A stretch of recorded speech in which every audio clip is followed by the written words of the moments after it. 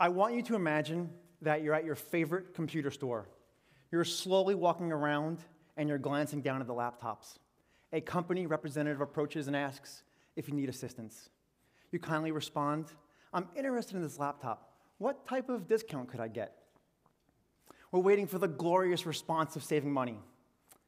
Unfortunately, we don't need to hear anymore.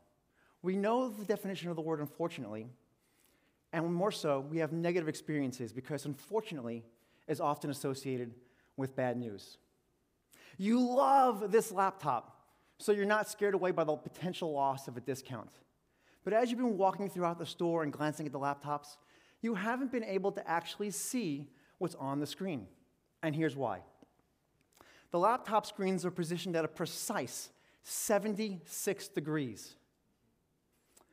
When you're in store shopping and looking at these laptops, they're angled just the right way so you can identify text, graphics, and any generic activity, but not angled enough where you can observe the laptop's finer qualities. These two tactics are often used by electronic stores because we're more likely to purchase a good once there's not bad news associated with it and once we've touched it, played with it, and used it, because 76 degrees gets the company their fees.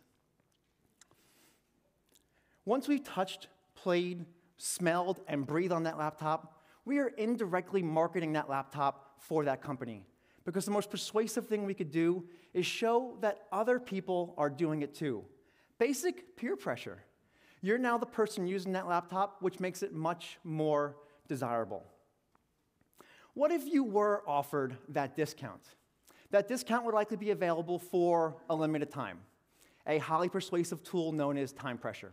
Time pressure is a type of psychological stress that occurs when there is less time available than needed to complete a task. Time pressure often occurs in our lives. You're seated in front of your computer and you're ordering concert tickets for your favorite artist. The website says you have 2 minutes and 56 seconds remaining to complete your order. 55 seconds, 54 seconds. Here's how most people respond. We rush to grab our wallet, we pull out our credit card, and we type fast. We misspell our name.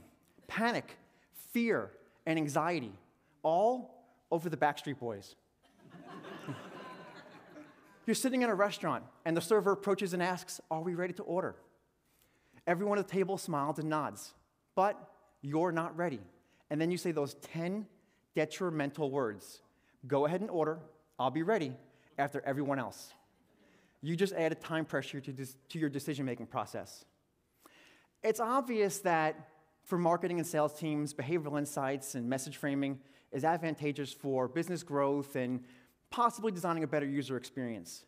But there's an additional advantage of potentially saving lives. During recent research about hurricane names, we've learned that Hurricane Sandy, Hurricane Maria, and Hurricane Katrina are just too nice of names. We all have an Aunt Sandy or a neighbor named Maria, and we don't like to associate them with a terrifying hurricane. Okay, I won't speak for all neighbors. But we've learned that if we were to take a traditional hurricane name and change the name to something a little more terrifying, like Hurricane Hellbender, Hurricane Circe, or Hurricane Hannibal, people are more likely to evacuate. How likely are you to evacuate for the approaching Hurricane Deathtron 3000?